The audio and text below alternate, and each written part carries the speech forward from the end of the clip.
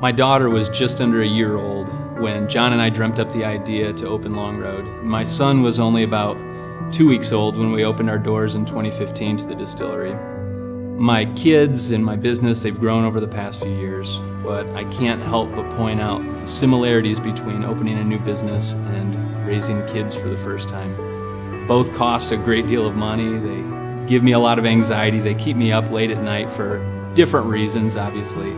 But ultimately, they both give me a great sense of pride and purpose, and they both have ended up being my family. Throughout school, I was in the path to failing out. I didn't have a positive outlook for the future. That changed when a teacher saw in me the talent and potential I couldn't see in myself. I realized how encouragement and support and validation can alter the course of someone's life. And so when that student comes into my office who's lost and asking me what I do with my life, I bestow upon them the same gifts that were given to me: encouragement, validation, and support. Because when I see that spark of hope illuminate their path and ignite their passion, when they find a way to unite the will of the Spirit to the work of the flesh, and knowing I was a small part of that journey, I'm reminded of what my purpose is and why I'm here.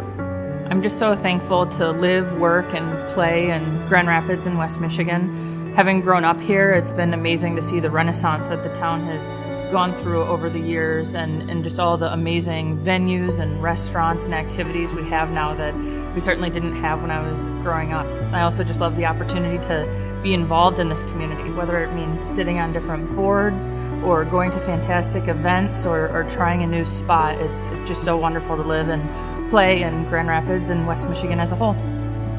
To me, the 40 Under 40 is a recognition not just of the individual recipients, but of the organizations that we represent. In my case, organizations like Varnum, the Hispanic Chamber, the Symphony, the Ballet, the Graham, all organizations that are heavily invested in our community.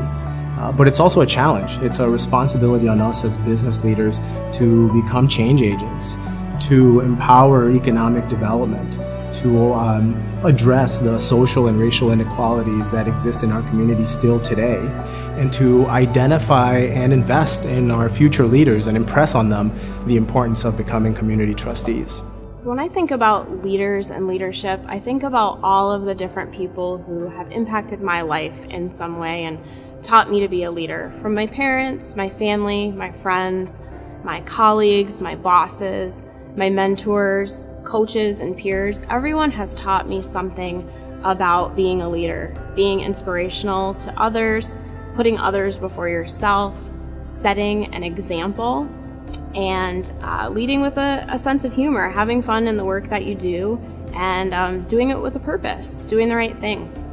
And as I look back at this, I can't help but think, how am I being an inspirational leader?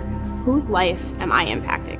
The family business was founded in 1979. Today, we're made up of over 525 hospitality professionals that are absolutely energized by providing a great guest experience.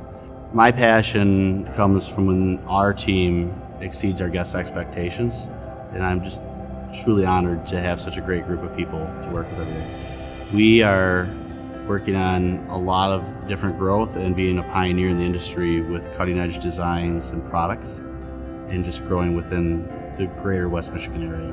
I became a lawyer largely due to my upbringing. My earliest memories were living with my mom and my 3 brothers in a relative's basement. My mom was waiting tables to provide for us, and my dad was never around. He was a heroin addict, a convicted felon who ended up dying from his drug addiction. I look at his life and know, but for the grace and love of God coming into my life, that would have been my story.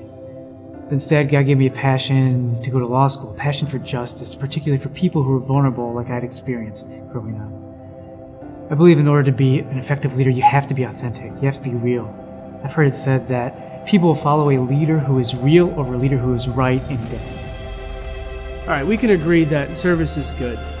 Whether you're working with your local Rotary Club to bring access to fresh water to families in South America that have never had it before, or working with the Entrepreneurs Organization to grow and build the entrepreneurial community right where you live and work. But what I'm talking about is the leadership of service. Not only do you get to work with the communities that you're passionate about, but you get to affect positive change inside of the organizations that work with the communities that you're passionate about. And the professional growth that is achieved through service leadership should not be underestimated. Any personal or professional achievements that I've had in the last 15 years can be directly related to the leadership service that I've had. Special thanks to the Grand Rapids Business Journal for this honor. I want to thank my family, my friends, and my community. Grand Rapids is a wonderful place to be. I believe in its potential. I think that we're well on our way. We just need to embrace people from different backgrounds and different ways of life. At this point, I'm supposed to say something inspirational, but I don't know. So for the rest of these 40 seconds, I'm just going to smile and look good.